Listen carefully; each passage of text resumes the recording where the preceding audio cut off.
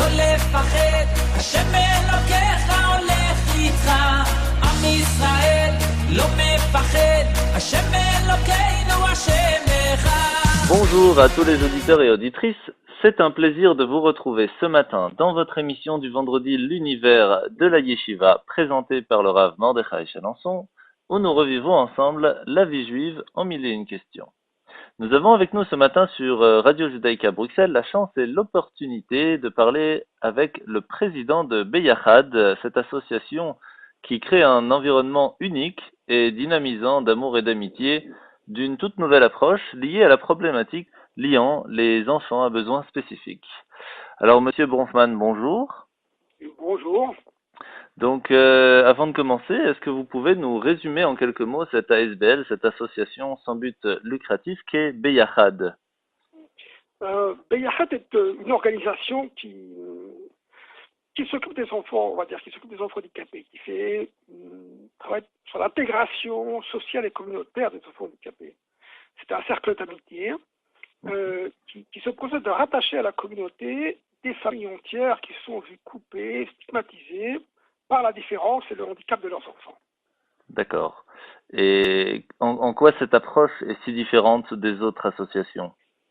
Il y a aujourd'hui, en tout cas à Paris, je ne sais pas le cas pour Bruxelles, il y a suffisamment d'organismes qui s'occupent des enfants handicapés du point de vue médical, éducatif, personnel, thérapeutique, etc., même des éducateurs. Il y a un aspect qui est très difficile à faire pour les professionnels, même pour les familles, c'est tout simplement l'amitié. L'amitié peut avoir un rôle essentiel dans le développement d'un enfant. A un rôle essentiel dans le développement et la personnalité d'un enfant, surtout d'un enfant handicapé. Les enfants handicapés, en fait, du fait qu'ils passent généralement leur temps à la maison, soit à la maison avec la mère, soit en allant peut-être à une institution éducative, puis chez un médecin, puis chez un thérapeute, ou chez un éducateur, chez un orthophoniste, de retour à la maison, sont peu en contact avec les autres groupes d'enfants. Ne participent pas dans une classe, ils n'ont pas de copains, ils ne sont pas invités aux anniversaires, ils ne vont pas jouer un match de foot avec le copain, ils ne vont pas faire de sortie de shopping avec les copines, Ah oui, c'est pas évident. etc. Donc il y a une déconnexion qui se produit, une déconnexion sociale et communautaire. Puis il faut voir aussi qu'il y a l'impact du regard social. Comment est-ce qu'on regarde un enfant handicapé? Lui, il sent ce regard, cet enfant handicapé. Et la famille aussi, elle sent ce regard. Ce regard est gênant. Le fait de regarder l'enfant dans sa différence et comment dirais-je, heurte la famille, les frères, les sœurs, toute la famille. Et la famille, petit à petit, elle se renferme et elle se coupe de tous les liens communautaires. Donc le rôle de Beyachad, c'est de prendre des copains, simplement des adolescents, typiques, dans la communauté juive, qui eux sont volontaires pour être amis avec un enfant différent. Être simplement amis, aller le voir, aller chez lui, établir un calendrier, aller le voir, lui rendre visite, faire avec l'enfant ce qu'on fait avec un copain. Sortir, regarder un match de football à la télé, faire du shopping, faire de la cuisine, faire des jeux, chanter, danser, lire, bref, ce qu'on fait quand on a des copains. Tout simplement ça. Et le fait simplement d'apporter des copains, d'abord chose pour l'enfant handicapé lui-même, lui apporte un plus, lui apporte une joie, lui apporte une stimulation dans ses relations avec le monde, a un impact aussi sur la famille, puisque ça apporte quand même un plus considérable aux parents. Bien sûr, moralement parlant. Et à la fratrie, aux frères et sœurs de l'enfant handicapé, qui voient leurs frères tout d'un coup se lier, ne pas être regardés comme la chose bizarre. Et ça apporte énormément aussi aux volontaires, aux jeunes adolescents, qui vont s'occuper de l'enfant, qui eux apprennent le sens de nos valeurs. De la vie, de la différence. Exactement. Et le fait, comme nous apprennent nos maîtres, qu'il n'y a pas de catégorie de juifs. Les juifs sont un seul peuple. Il n'y a pas des catégories des juifs ceci, des juifs cela. On est un seul peuple, il y a une seule catégorie de juifs, c'est les juifs. Magnifique. Et ce cercle d'amitié de Beyachad, il est composé de combien d'éléments? Alors, le cercle, essentiellement, alors on va dire au centre de Beyachad, il y a les enfants qui ont les enfants différents, qui ont des besoins spécifiques, ce qu'on appelle les enfants handicapés. Il y a les volontaires, qui sont les adolescents bénévoles qui vont s'occuper de ces enfants. Et vous avez beaucoup de bénévoles? Oui, grâce à Dieu, Nous avons pas, il n'y a pas beaucoup. En réalité, moi, je m'imaginais quand on a démarré l'association qu'il y aurait beaucoup de difficultés à recruter des adolescents voulant jouer le dimanche avec un garçon trisomique ou avec un garçon paraplégique. En fait, c'est pas difficile du tout. Il y a énormément de garçons dans la communauté ou de filles. Vous allez dans n'importe quelle école communauté, vous proposez à des adolescents de s'occuper d'un enfant handicapé, vous allez toujours trouver des volontaires. Ah, c'est magnifique d'entendre ça. C'est très impressionnant. Donc, franchement, on a une jeunesse extraordinaire. Ça, c'est phénoménal. Donc, on a les enfants, les jeunes volontaires, on a aussi les parents des enfants, d'accord. On a le staff de Beyachad et on a pas mal d'amis autour, d'accord. Pas mal d'amis qui sont généralement les familles des enfants handicapés, les familles des volontaires et beaucoup d'amis aussi autour qui nous aident, quelques amis bénévoles, etc., qui viennent nous aider pour certaines occasions. Voilà les 5 éléments qui composent ce cercle d'amitié.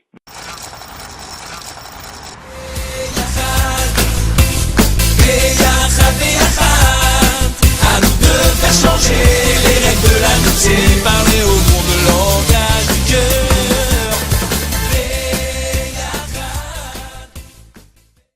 Et j'imagine que vous avez plusieurs plans à organiser, plusieurs façons de travailler. Oui. Il y a bien entendu.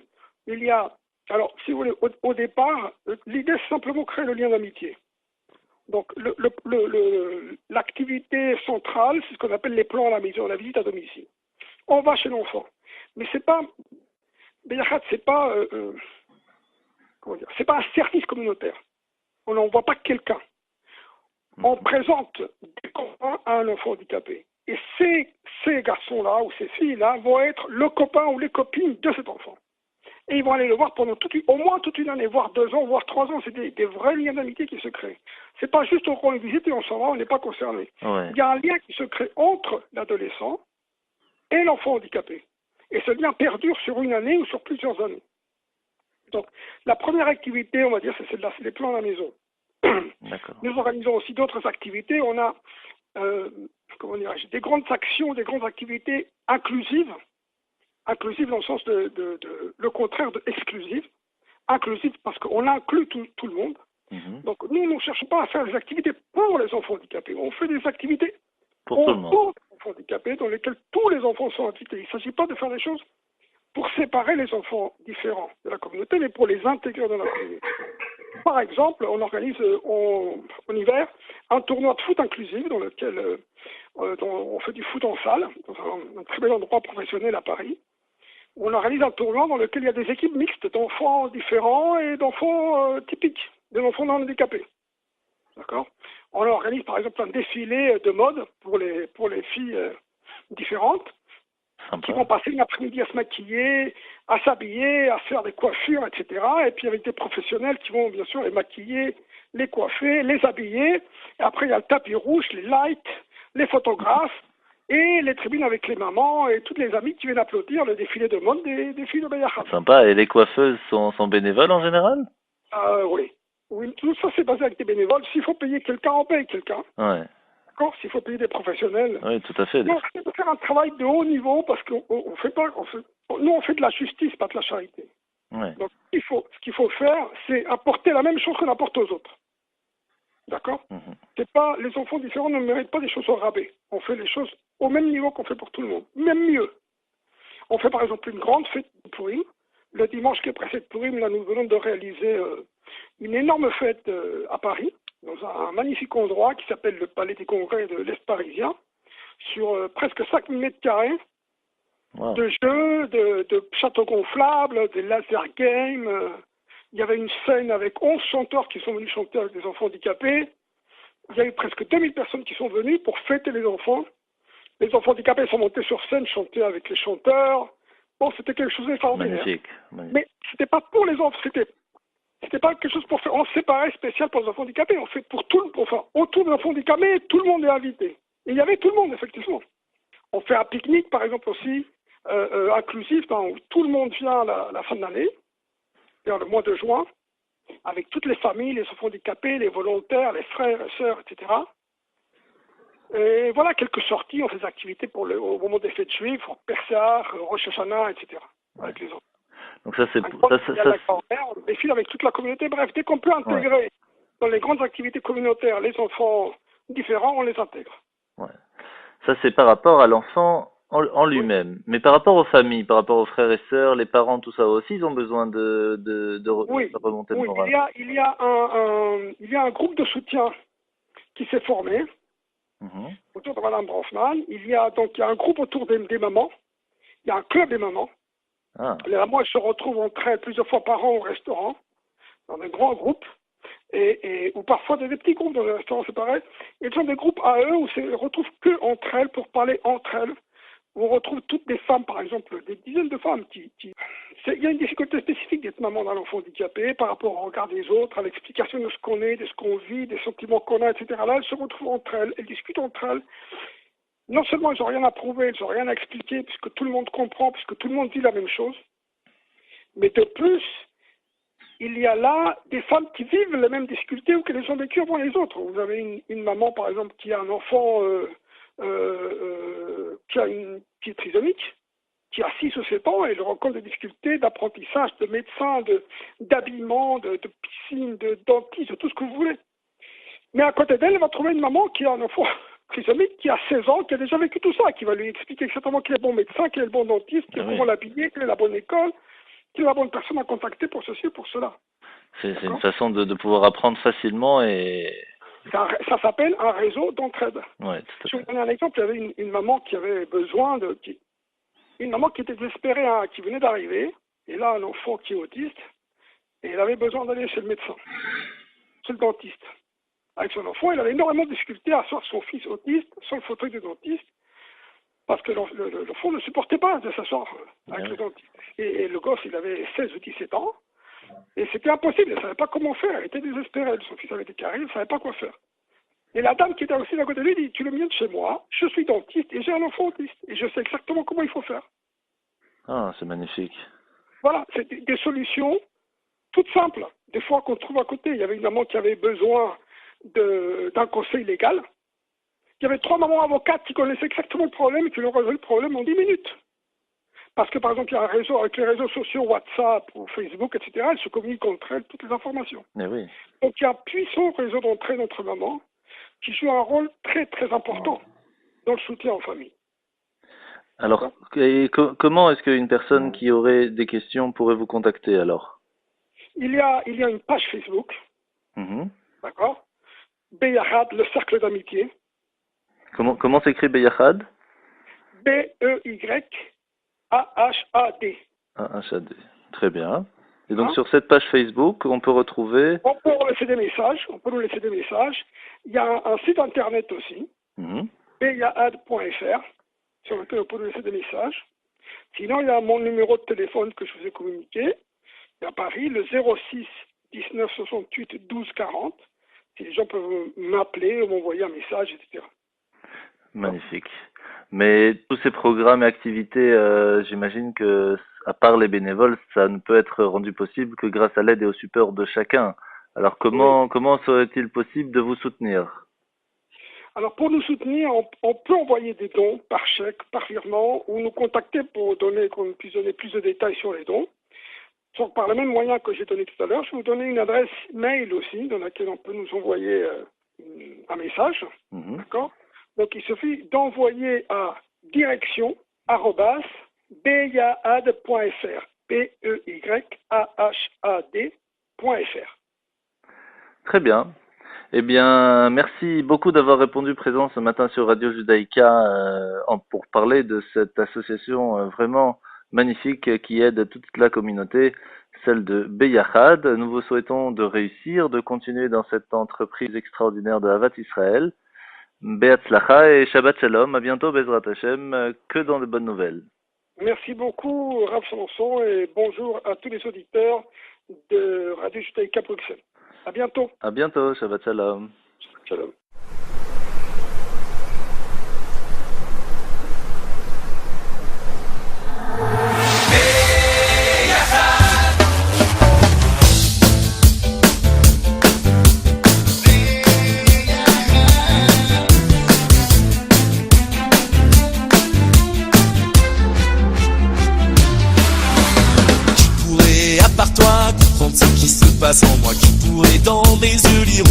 a que toi qui saurais deviner ce qui a vaincu nos différences. Et maintenant lié à toi, on aura toi et moi toujours deux façons de marcher, grandir, parler, chanter, danser. Mets ta main dans la mienne, gardons cette chaîne sacrée. Deux frères, une seule façon d'aimer.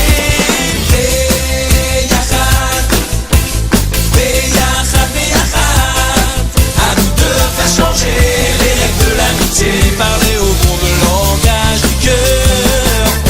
Beyachad, Beyachad. À nous de porter haut le plus beau des drapeaux, celui d'Israël Echad. Chaque semaine à ma porte, ta main posée sur mon épaule. Tu m'offres ton sourire, je trouve l'envie de rêver. Juste le temps d'une balade, me voilà jouer le premier rôle. C'est l'univers à réinventer. Alors pourquoi aller si loin, partir à la conquête des étoiles et vivre sans connaître ton frère sur terre. Nous avons toi et moi appris à mieux regarder les choses sous une lumière de vérité.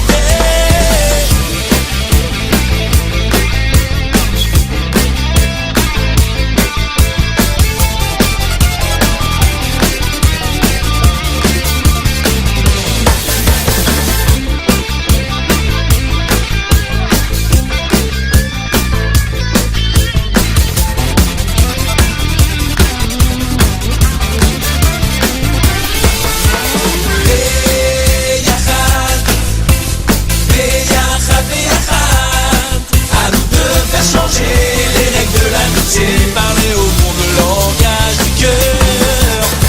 Beyachad, Beyachad. À nous de porter haut le plus beau des drapeaux, celui d'Israël Echad. Beyachad, Beyachad, Beyachad. À nous de faire changer les règles de l'amitié, parler au monde le langage du cœur.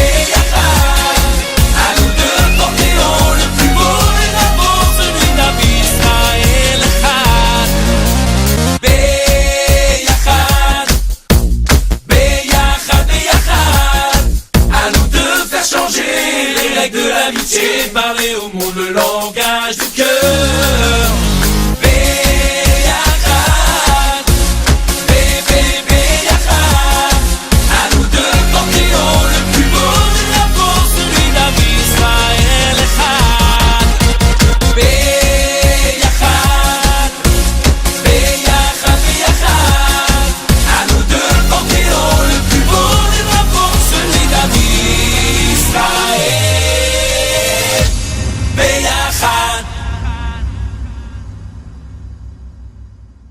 Nous nous retrouvons ce matin avec le coordinateur de cette belle association qui est Beyachad, dont nous venons de quitter avec le président, M. Bronfman, avec M. Shmuel Touati, qui est le coordinateur des bénévoles dans cette association. Bonjour, M. Touati. Bonjour. Bonjour. Alors, pouvez-vous nous expliquer un petit peu le travail que vous faites dans cette association? Alors oui, bien sûr. C'est très simple. Ça fait un peu plus de 10 ans. Monsieur Bronfman m'a contacté, moi-même et mon épouse, puisque je venais de me marier, et il m'a proposé donc de m'occuper d'enfants, on va les appeler les enfants différents. Hein, on va pas les appeler les enfants handicapés, on va les appeler les enfants différents. Et il m'a dit, faudra s'occuper d'eux à travers, on va dire que ce sera à travers des volontaires, des bénévoles, qui prendront sur eux de s'occuper à l'année, 2 à 3 fois par mois, voire plus même, prendre sur eux et de s'occuper d'un enfant différent. Donc, il y a eu plusieurs réunions, lui avec son épouse, moi avec mon épouse, et on a discuté, on a parlé longuement, à savoir comment ça allait se passer. Lui-même ne savait pas exactement qu'est-ce qu'on allait faire, mais en tout cas, il y avait un point important qui était que ces enfants-là, il ne fallait pas les mettre de côté, il fallait les aider. Donc, ce qui se passe, comment ça marche? C'est très simple. On coordonne, c'est-à-dire, je vais parler de moi-même. Donc, je vais aller dans des écoles, je vais recruter avec la permission de la direction, en proposant le projet à l'école. On rentre dans les classes et on explique aux élèves comme quoi l'association Beyachad recrute des volontaires, donc des ados comme vous, qui iront voir de manière structurée des enfants différents, encore une fois, 1, 2 à 3 fois, voire plus, 3 à 4 fois par mois. Et ce qui se passe, c'est que les volontaires, donc ils s'inscrivent, ça marche toujours par deux, c'est 2 volontaires qui vont aller voir un enfant. On va détailler, expliquer comment ça marche. Eux, ils s'inscrivent sur une feuille. Nous, on voit avec la direction, les surveillants, qui est plutôt apte à vraiment pouvoir rentrer dans ce projet-là. Lui nous conseille, après nous, on fait notre petite enquête et on appelle les volontaires. On les retrouve à une formation des volontaires Béachad qui a lieu en général tous les trimestres. Et on va leur expliquer, on va leur donner un programme. Et on va leur dire, voilà, toi tu habites dans le 19e à Paris, donc il y a un garçon qui s'appelle, je ne sais pas, David ou Jérémy, qui habite pas loin de chez toi, qui est différent aussi, qui a un handicap, ça peut être la trisomie, un retard ou encore autre. Et suite à la formation qu'ils vont avoir, ils vont pouvoir aller plusieurs fois par mois chez ce garçon pour passer ne serait-ce qu'un moment avec lui. Jouer avec lui, aller jouer au foot avec lui, se balader, lui faire écouter de la musique, je sais pas, aller au cinéma, des fois aller fêter son anniversaire dans un restaurant, si vous voulez, et si on peut l'appeler comme ça, c'est de la Havat Israël qui est tout simplement structurée. Magnifique. Et ça fait combien de temps à peu près que vous occupez de Beyachad? Alors voilà, c'est comme je disais au début, on va rentrer en septembre dans la 10e année. Ah. C'est devenu, aujourd'hui, c'est devenu quelque chose de très grand. Les gens dans la communauté, surtout à Paris, puisque c'est à Paris et en région parisienne, connaissent, on peut dire que 70% de la communauté connaissent le projet Béachad pour en parler à tout le monde. C'est quelque chose qui existe, qui marche, qui fonctionne. Alors que c'était quelque chose au début qui me paraissait moi-même personnellement assez grand, c'était spécial pour moi. Je voyais même pas comment un ado pouvait se lever le dimanche matin et aller s'occuper d'un enfant différent. Pour moi, ça marche pas, surtout quand on est ado et qu'on a d'autres choses à s'occuper. Et on a réfléchi énormément à ça. Et quand je dis énormément, parce qu'il y a eu beaucoup de réunions à savoir comment on pouvait faire en sorte qu'un ado se sente, qu'il soit fier d'être volontaire Béachad. On a eu plusieurs idées, beaucoup de choses. Aujourd'hui, on peut dire que ça a marché. Si vous voulez, on fait en sorte que les volontaires de Béachad, et je le dis, mais ça se voit, ou tous ceux qui écouteraient cette interview peuvent le témoigner, ceux qui connaissent Béachad, c'est que les volontaires, ils ont une sorte de fierté. Vous savez, quand je vous ai parlé d'une formation, j'ai des tas de volontaires qui nous appellent. Quand je dis qu'ils nous appellent, parce qu'il y a mon épouse qui s'occupe des filles, moi je m'occupe des garçons, qui nous disent, on veut faire partie. Donc nous, on sélectionne, il y en a plein à part les écoles qui nous appellent. Donc nous, on sélectionne, ils sont sur une base de données. Et pourquoi je vous dis ça? Pour vous dire que c'est quelque chose qui aujourd'hui, tout le monde veut le faire. Le jour de la formation, ils reçoivent leur suite Béachad, ils deviennent membres de Béachad. On fait en sorte de leur donner des activités qui sont que pour les volontaires. Ils sortent une sorte de responsabilité, parce que c'est aussi quelque chose qui est assez fort, de se lever, d'aller tous les dimanches, nous on les forme, on va leur expliquer que c'est pas simple, donc c'est comme une sorte de challenge, et d'essayer de se surpasser. Et eux-mêmes ils sentent qu'ils ont atteint quelque chose, ils se sentent que cette année, on va dire à la fin de l'année, ils vont dire on a fait quelque chose de grand, de merveilleux. C'est tous les enfants, et on fait en sorte que chaque enfant, chaque volontaire de Béachad, ils se sentent fiers. Il est fier de Béachad, il fait partie d'un groupe, et je suis en contact avec eux tout le temps. Quand ils ont besoin de quoi que ce soit, on est là derrière eux. Il y a un anniversaire, ils nous appellent, on est là, on va leur dire vous allez dans telle et telle boulangerie, ils sont adhérés Béachad, on leur demande un gâteau, vous faites ci, vous faites ça, on est derrière eux souvent, on leur dit Chazak, on les encourage, on est souvent avec eux, et on fait tout ce que Béachad fait, le fait en grand. Voilà, ouais. C'est pas quelque chose de mini, c'est quelque chose de, voilà, tout ce qu'on va faire, c'est en grand, c'est merveilleux, c'est extraordinaire. C'est une vraie fierté pour vous et pour tous ces bénévoles. Voilà, mais ce qui fait que le volontaire, si vous voulez, on lui donne tout le matériel possible pour qu'il puisse faire ses missions avec joie, bien sûr, même si des fois ça peut être difficile, il faut le dire, mais il est accompagné, on est derrière. C'est pas qu'ils partent comme ça. Non, ils sont derrière, on est là. S'ils ont besoin que ce soit, ils m'appellent. Moi, on a besoin de ci, on a besoin de ça. Voilà, tout ce qu'ils veulent, on est derrière eux pour les aider à pouvoir accomplir cette mission. Donc en fait, eux, ils font un effort de leur part. On leur demande de faire un effort. Nous, derrière, on est prêts à tout faire pour que cet effort puisse être fait comme il se doit.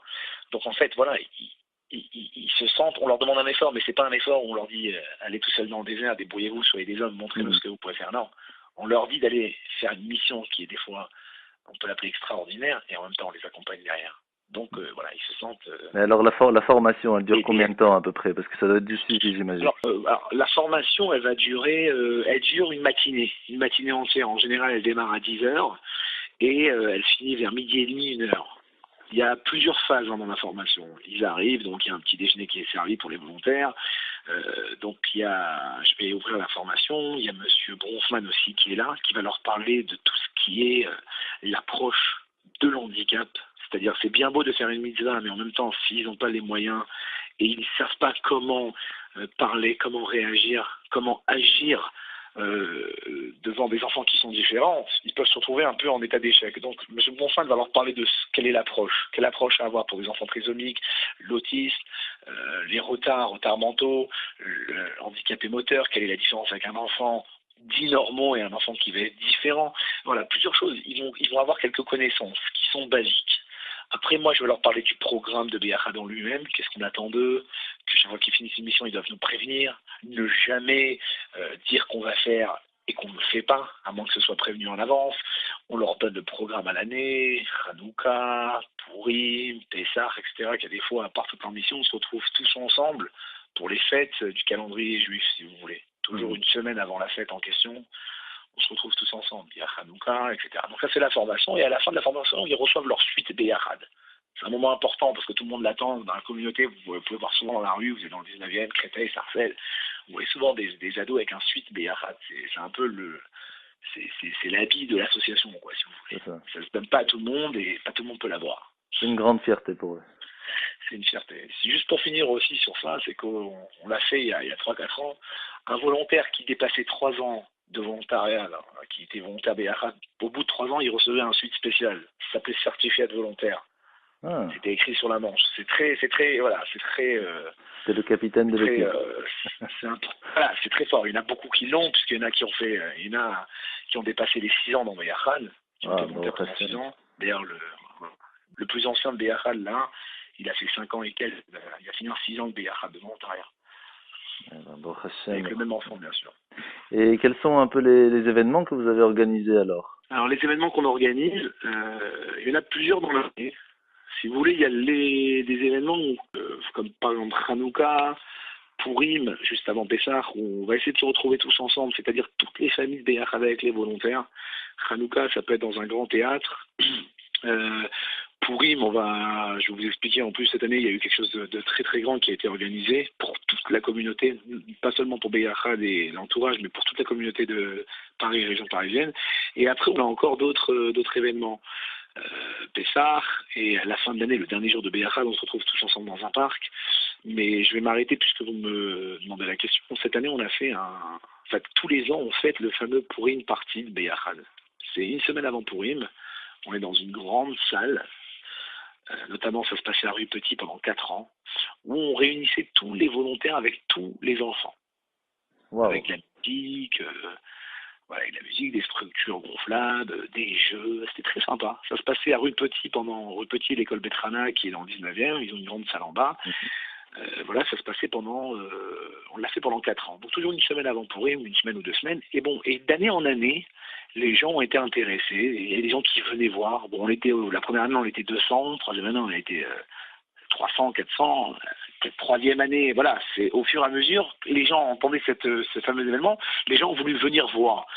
Et ce qui s'est passé, c'est qu'il y a 2 ans, on a fait en sorte que les gens pouvaient venir et rentrer. Bon, il y avait à payer une taf un peu, on va dire, symbolique. Il y avait 5 € à payer à l'entrée. Vous pouvez venir avec vos enfants, vous jouez, et vous faites partie aussi en même temps du pour une partie de Béachad avec les enfants de Béachad et les volontaires.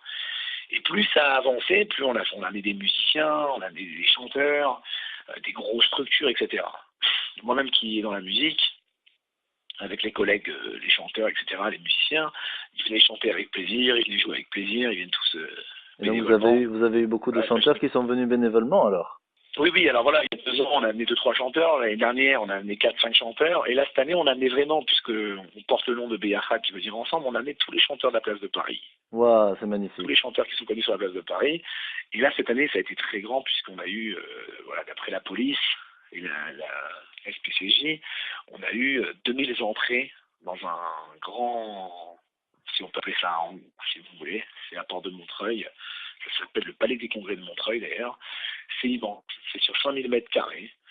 Donc on a fait un énorme spectacle, énorme concert, grande structure gonflable, des jeux pour les enfants, grande restauration sur place. C'était géant. Et on a fait en sorte de pouvoir amener les enfants là-bas, quoi. Les enfants avec les gens de la communauté. C'est vraiment magnifique, hein, Kol HaKavod. Ortier, merci. Pour finir, c'est qu'il faut savoir que ça apporte beaucoup d'aller aider. Si quelqu'un, par exemple, a envie d'aider, et qu'il n'est pas à Paris, mais qu'il en pense ce projet, si on peut dire, c'est que il faut savoir que, voilà, Beyachad, tout le monde peut le faire autour de soi. C'est d'aller voir une personne qui a besoin même d'amitié, si on peut dire, puisque c'est juste ça, d'aller lui dire bonjour, de parler avec lui. Tout le monde peut faire le projet Beyachad. Tout le monde a la possibilité de parler Beyachad. Tout le monde a la possibilité d'agir Beyachad. Ce projet, il n'est pas pour des personnes spéciales, c'est pour tout le monde. Tout le monde a le projet. Alors nous, Baruch Hashem, c'est vrai qu'il est structuré, c'est assez spécifique dans le sens où c'est des volontaires avec des enfants, des ados avec des enfants différents, mais tout le monde a le pouvoir, ne serait-ce qu'entre deux amis, d'être Beyachad, d'aller voir l'autre et de faire en sorte que l'autre se sente pas seul. Il est uni lui aussi. Magnifique. Eh ben, soyons Beyachad, Bezrat Hashem. Merci beaucoup pour votre présence ce matin à notre émission et nous vous souhaitons vraiment une réussite complète pour toutes vos organisations, Bezrat Hashem, que ce soit toujours la réussite en bonne santé. Et nous vous souhaitons aussi un joyeux Pessah, Chag Pessah Kasher Vesamer. Pessah Kasher Vesamer. Merci beaucoup. Merci à vous.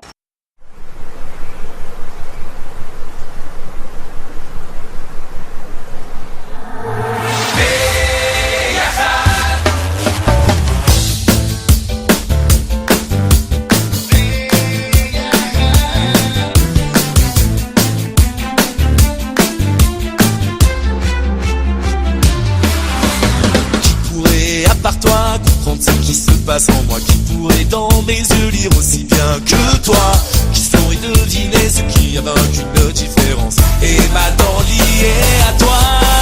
On aura toi et moi toujours deux façons de marcher, grandir, parler, chanter, danser, et ta main dans la mienne, gardons cette chaîne sacrée, deux frères, une seule façon d'aimer.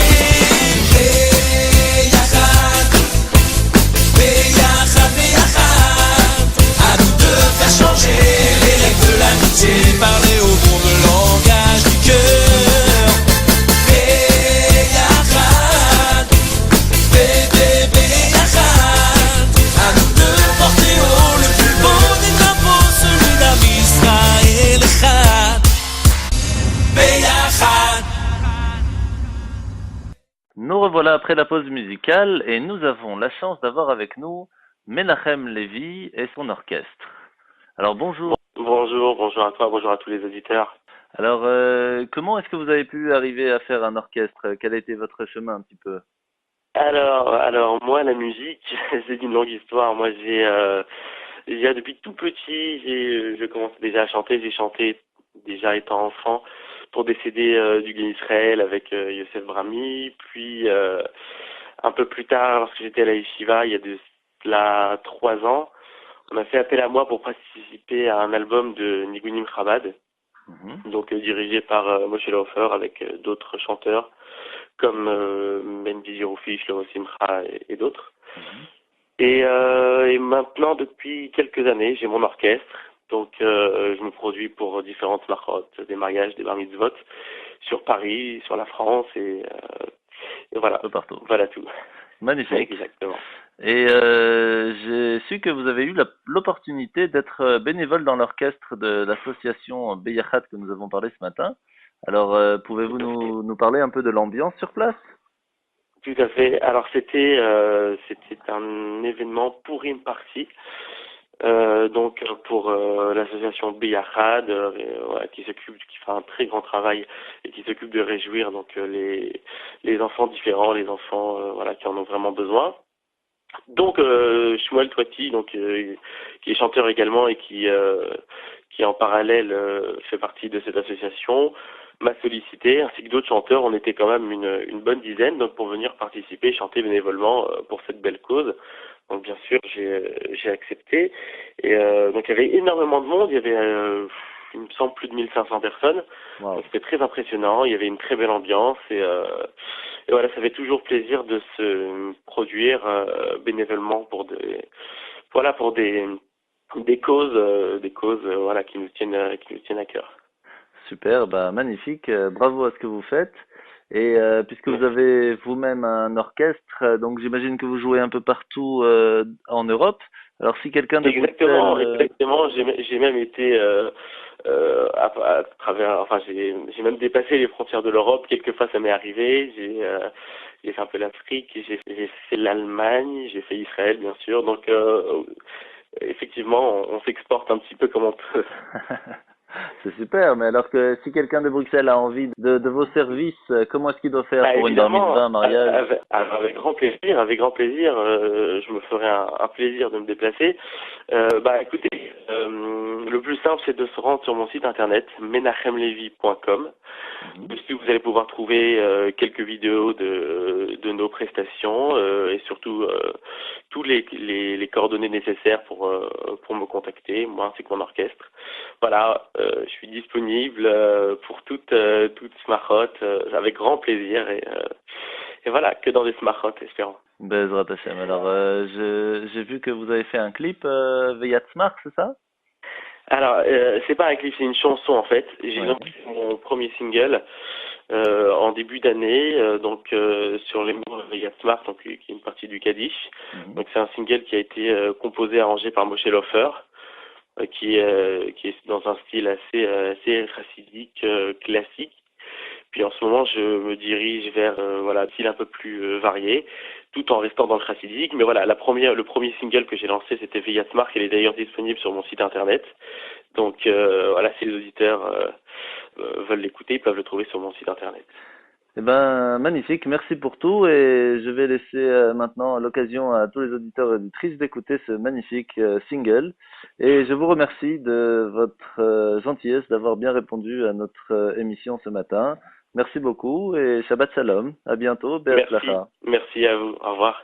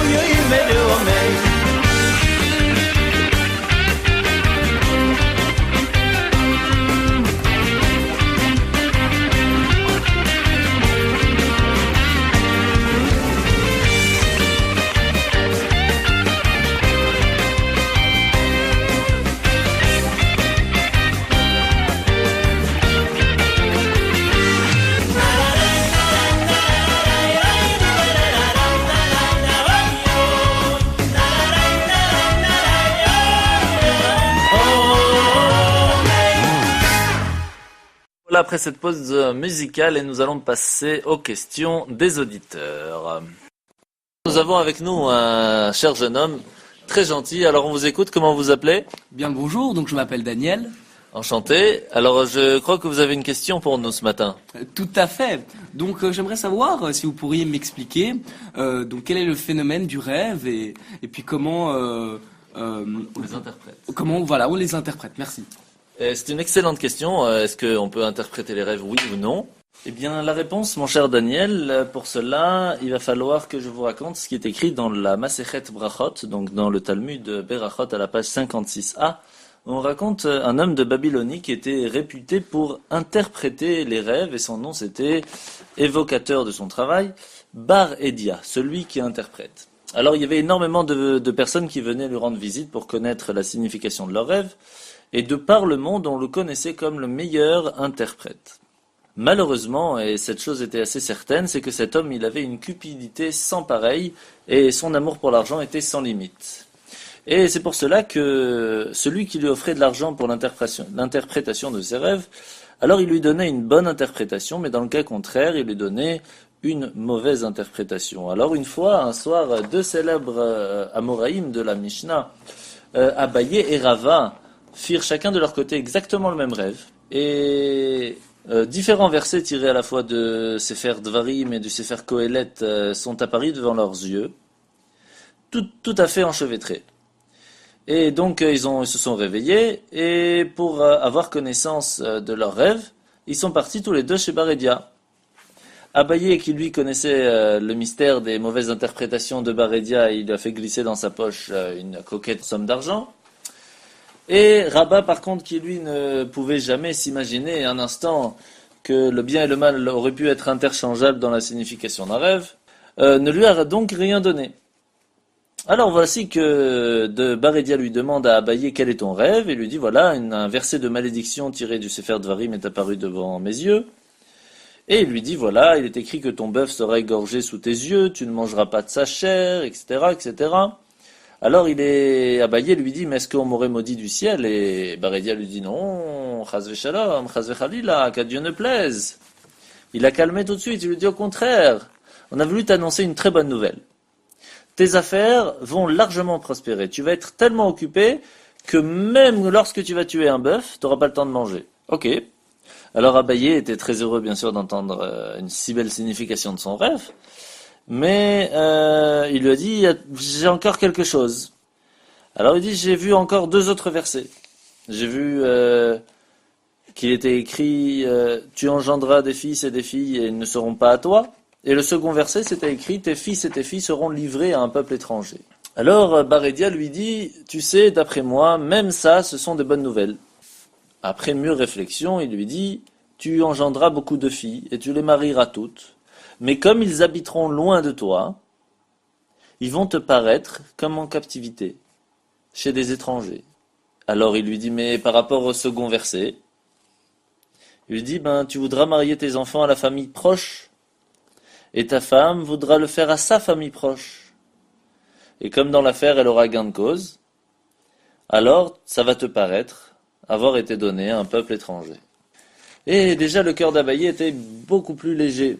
Alors il lui dit, j'ai encore un autre rêve que j'ai vu, je voyais le verset où c'était écrit, tu auras confié à ton champ de nombreuses semences. Et il lui dit, j'ai peur de la suite du verset parce qu'à la fin c'est écrit, que ta récolte va être très mince, car la sauterelle va la dévorer. Alors Bar Edia lui dit, tu dois faire attention à que ce que tu as vu et pas la suite du verset, puisque tu ne l'as pas vu en rêve, donc tu ne dois pas t'inquiéter, et ton champ donnera de nombreuses semences, veut dire que tu posséderas des oliviers, etc. Donc il lui donne vraiment de bonnes interprétations. Par contre, Rabat, qui lui ne savait pas cette histoire de paiement, il vient lui dire, il lui donne exactement les mêmes versets. Les mêmes versets que Abaye. Alors, Bar Edia, quand il entend exactement le même verset et qu'il n'a pas reçu une coquette somme, prend son livre, consulte son livre d'interprétation et des mystères des rêves, et il lui dit d'un ton sombre, sûrement que tes affaires ils vont subir un contre-coup, toute la prospérité, la réussite, ça va diminuer en toi, tu vas être si affecté que tu vas tout perdre appétit, tu vas plus toucher à tes repas.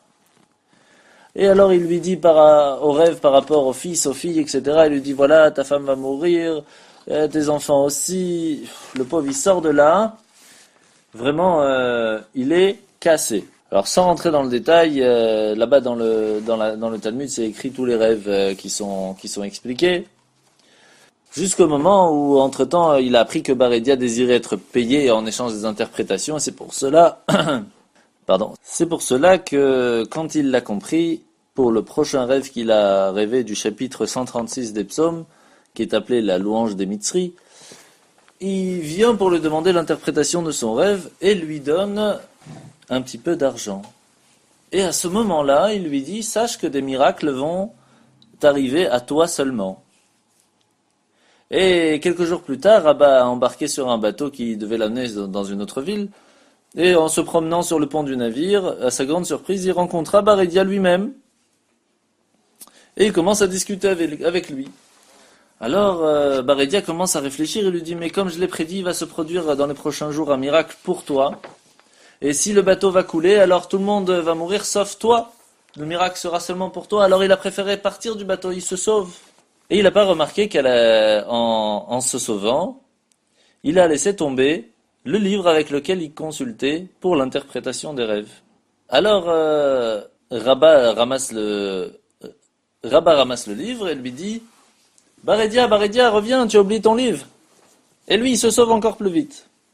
Alors il ouvre le livre, et sur la première phrase écrite en gros caractères, sur la première page, c'était écrit « Dans un rêve, la première interprétation qui s'entend est celle qui s'accomplit. » S'il a bien compris, alors Rabba commence à réfléchir et lui dit, puisque c'est la première interprétation du rêve qui se réalise, ça veut dire que Barédia a choisi l'interprétation par rapport à la décision si il a reçu de l'argent pour ou non. Et donc que la signification des rêves ne dépendait que de lui. Et tellement que Rabba était fâché à cause de ça qu'il a perdu sa femme et ses enfants, qu'il le maudit, que Dieu n'ait pas de pitié. Et il termina ainsi et le laissa partir. Alors Barédia lui demande de le pardonner, il lui court derrière, « Pardonne-moi, Rabba, pardonne-moi !» Mais malheureusement, la malédiction d'un sage s'accomplit sans aucune possibilité de changement. Et sans rentrer dans le détail, on voit quand même ici que l'interprétation des rêves a quand même une force. De l'autre côté, c'est écrit aussi dans la même Gemara que Bachalomot, dans les rêves, En Moel Ven Yored. Ça veut dire qu'il n'y a pas ni de montée ni de descente, qu'il ne faut pas donner trop d'importance aux rêves. Alors, faut-il donner de l'importance, oui ou non? Alors, premièrement, il faut savoir qu'il y a plusieurs sortes de rêves. Des rêves qui font rapport avec ce qu'on a pensé pendant la journée, puisque les rêves, c'est un peu ça en règle générale. Donc, cela, ça n'a rien à voir, ce n'est pas du tout prophétique. Il y a aussi des rêves sur lesquels on doit jeûner pour des décrets où on voit des choses qui sont peut-être pas belles et qui pourraient peut-être nous arriver. Alors on préfère jeûner pour nous faire pardonner, pour casser les décrets. Mais pour cela, il y a plusieurs, bien sûr, conditions. Par exemple, pour celui qui a rêvé vendredi soir et qui voudrait jeûner le jour de Shabbat, on ne jeûne pas le jour de Shabbat, sauf s'il a vu exactement le même rêve 3 fois et que ça commence à lui faire peur et que ça lui fait vraiment... pour lui, c'est quelque chose de très important, donc il peut jeûner, mais qu'après, il faut qu'il rejeûne encore une fois le dimanche pour se faire pardonner d'avoir jeûné pendant Shabbat, puisque on doit profiter du Shabbat. Donc, pour résumer, les rêves, il ne faut pas donner trop d'importance aux rêves. Mais il peut y arriver, des fois, des rêves qui sont prophétiques et qui peuvent nous donner un petit peu des réponses pour l'avenir. Quand on a une question sur un rêve, comme on vient de le comprendre avec cette histoire, la première chose à faire, c'est de ne pas la raconter à quiconque. Car comme on vient de le voir dans l'histoire, c'est la première interprétation du rêve qui se réalise. C'est pour cela que chez beaucoup de personnes, il est connu que quand quelqu'un vous raconte un rêve, on dit directement et on le dit tout de suite « Chalom Tov, Chalom Shalom ». Que ton rêve soit un rêve qui est bien, un bon rêve, et que ce soit un rêve de paix. Première interprétation, première chose à dire, Chalom Tov, Chalom Shalom, comme ça on est tranquille, et c'est pour cela qu'on ne raconte ces rêves qu'à des personnes qui sont des amis de la famille, qu'on sait que l'interprétation qu'il va donner sera bonne. Mais en règle générale, il ne faut pas faire attention aux rêves, sauf pour des cas bien spécifiques.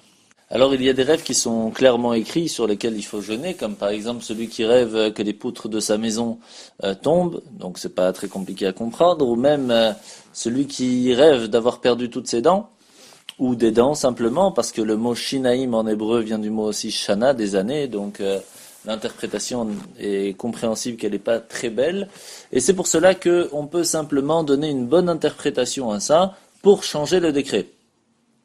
Et c'est pour cela qu'il est très important de toujours dire Chalom Tov, Chalom Shalom.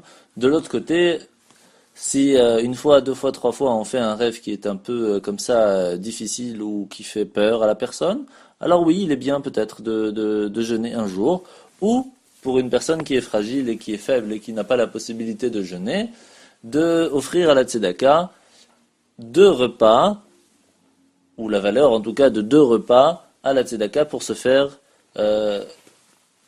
le rattrapage du rêve.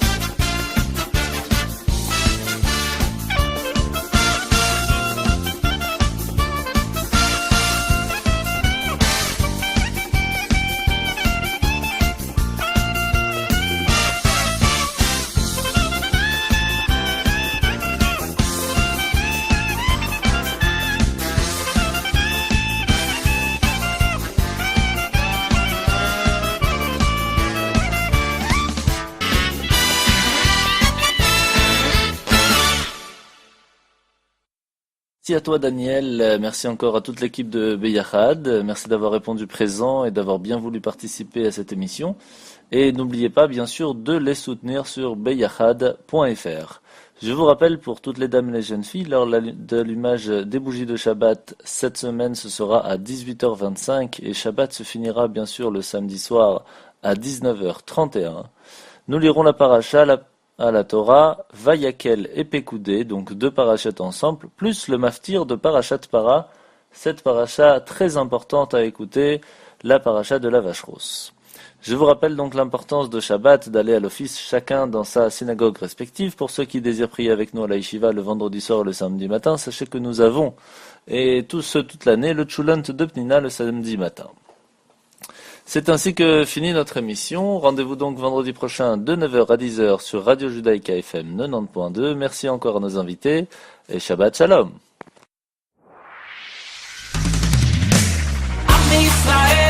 לא לפחד, השם אלוקיך הולך איתך.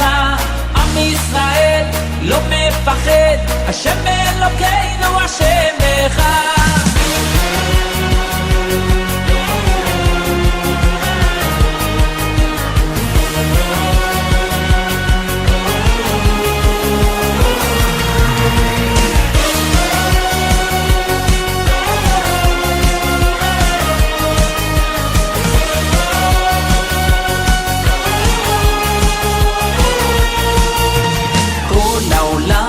גשר צר, והעיקר לא לפחד כלל, ומלמעלה הוא שומר, צר ואויב לא יתקרב, אח לאח ויד ביד, ישראל זה עמך, ומלמעלה הוא עוזר, שומר שומר ישראל.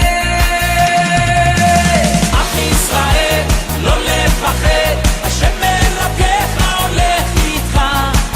ישראל לא מפחד, השם אלוקינו השם אחד. עם ישראל לא לפחד, השם אלוקיך הולך איתך. עם ישראל לא מפחד, השם אלוקינו השם אחד.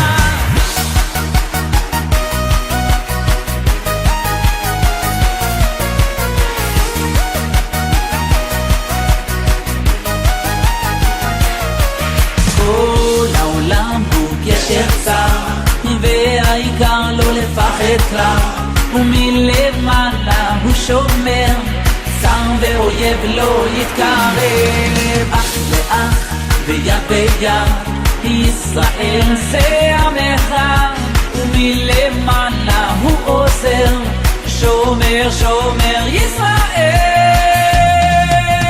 עם ישראל לא לפחד, השם אלוקיך הולך איתך. עם ישראל לא מפחד, השם אלוקינו השם אחד. עם ישראל לא לפחד, השם אלוקיך הולך איתך. עם ישראל לא מפחד, השם אלוקינו השם אחד.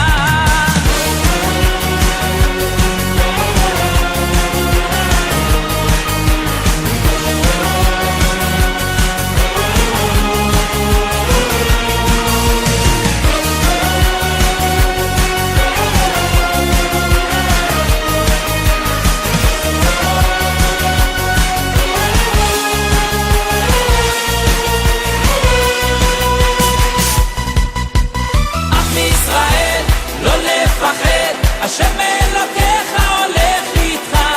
עם ישראל לא מפחד, השם אלוקינו השם אחד. עם ישראל לא לפחד, השם אלוקינו